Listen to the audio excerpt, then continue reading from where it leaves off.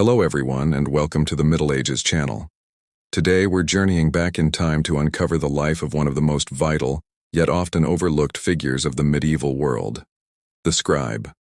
Forget what you think you know from movies. The reality of a scribe's life was a fascinating blend of artistry, devotion, and sheer hard work. So who exactly was a scribe? For much of the Middle Ages, these were the human printing presses, the guardians of knowledge. Before the invention of the printing press in the 15th century, every single book, every legal document, every royal decree was copied by hand. This painstaking work was primarily carried out in monasteries by monks who saw it as a form of religious devotion. Scribes weren't just copying text, they were preserving civilization itself. Imagine a typical day. It would start long before dawn with prayers in a cold chapel. After a simple breakfast, the scribe would head to the scriptorium, the dedicated writing room of the monastery.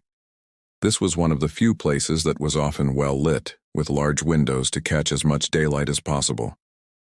Silence was golden here, and often strictly enforced. The only sounds would be the gentle scratching of quills on parchment, and perhaps the quiet turning of pages. The tools of the trade were simple but specialized.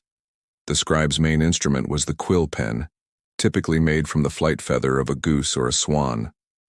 Crafting the perfect quill was an art in itself, requiring a sharp knife, known as a penknife, to cut the tip to the right angle for the desired script.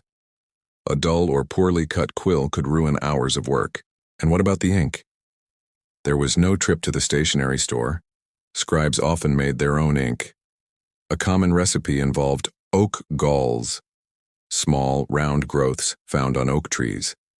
These were crushed and mixed with iron sulfate and a binder like gum arabic. The result was a dark, permanent ink called iron gall ink. Other colors were made from various natural sources: red from ground minerals or insects, blue from the precious lapis lazuli stone, and green from malachite. The writing surface itself was a luxury item. Paper as we know it wasn't common in Europe until the later Middle Ages. Instead, scribes wrote on parchment or vellum, which was made from processed animal skin, usually from sheep, goats, or calves. Preparing the skin was a long, laborious process of cleaning, stretching, and scraping to create a smooth, durable surface. A single large book, like a Bible, could require the skins of over 100 animals. This made books incredibly expensive and valuable. Before any writing could begin, the scribe had to prepare the page. Using a tool called a ruling frame or a simple awl and straight edge, they would prick tiny, almost invisible holes along the margins of the page. Then they would connect these dots with faint lines using a lead point, creating a grid to ensure their writing was straight and uniform. This careful preparation is why medieval manuscripts look so neat and orderly. Now for the writing itself. This wasn't just quick note-taking. Scribes had to master various scripts or handwriting styles. For important texts like Bibles, they might use a formal, blocky script like Gothic textura. For less formal works, a quicker, more flowing script called Carolingian minuscule might be used. Consistency was key. A scribe had to maintain the same style, letter size, and spacing for hundreds of pages. It was mentally and physically demanding work. Imagine sitting on a hard wooden bench, hunched over a sloped desk for 6 to 8 hours a day. Scribes often complained about the physical toll of their work. They wrote about freezing hands in the winter, aching backs, and strained eyes from squinting in the dim candlelight as the day faded. In the margins of some manuscripts, you can find little personal notes, or marginalia, from the scribes themselves. One famous note reads, "The work is written. May the writer be given the best wine." It's a human touch that reminds us these were real people, not just faceless copyists. But it wasn't all just black ink on a page. Many manuscripts were beautifully decorated. This task often fell to a specialized artist called an illuminator. They would add vibrant colors, intricate borders, and miniature paintings to the text. The most stunning feature was the use of gold leaf. The illuminator would apply a sticky base, like gesso or clay, and then carefully lay down a whisper-thin sheet of real gold. When polished with a smooth stone, it would shine brilliantly, making the page literally illuminate or light up. These weren't just books, they were works of art, meant to inspire awe and reverence. Mistakes, of course, did happen. A lapse in concentration, a drip of ink, a spelling error. What did a scribe do? There was no delete key. For minor errors, they might use their penknife to carefully scrape the ink off the surface of the parchment. The area could then be smoothed over and written on again. For larger errors, a whole section or even the entire page might have to be discarded, which was a costly mistake given the price of vellum. As the Middle Ages progressed, the role of the scribe began to change.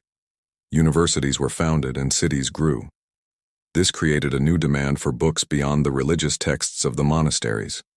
Secular or non-monastic scriptoriums emerged in towns, operating more like commercial workshops. Scribes could now be lay people, earning a living by copying legal documents, university textbooks, and popular literature for wealthy patrons. This period also saw a rise in personal book ownership among the wealthy merchant class, not just the clergy and nobility. The demand was so high that a single master scribe might employ several apprentices to speed up production. However, the world of the scribe was about to be turned upside down. Around 1450, a German inventor named Johannes Gutenberg perfected his printing press with movable type. Suddenly, books could be produced faster, cheaper, and in greater numbers than ever before. A printing press could do in a few weeks what a scribe might take a year to accomplish. Initially, printed books tried to mimic the look of manuscripts, but the age of the handwritten book was drawing to a close. The profession of the scribe didn't disappear overnight, but it was transformed. Hand copying was still needed for certain legal documents and luxury commissions, but the mass production of texts was now the domain of the printer. So the next time you see a beautifully written medieval manuscript in a museum or online, take a moment to appreciate the person behind it. The scribe was more than just a copyist. They were an artist, a scholar, a preserver of culture, and the vital link in a chain of knowledge that stretches all the way to our modern digital world. Their dedication ensured that the stories, ideas, and histories of the past were not lost to the sands of time. Thank you so much for joining us on this deep dive into the life of a medieval scribe. If you found this journey into the past interesting, please hit that like button and consider subscribing to the Middle Ages channel for more stories from this incredible era. Let us know in the comments what medieval profession you'd like us to explore next. Until next time, stay curious.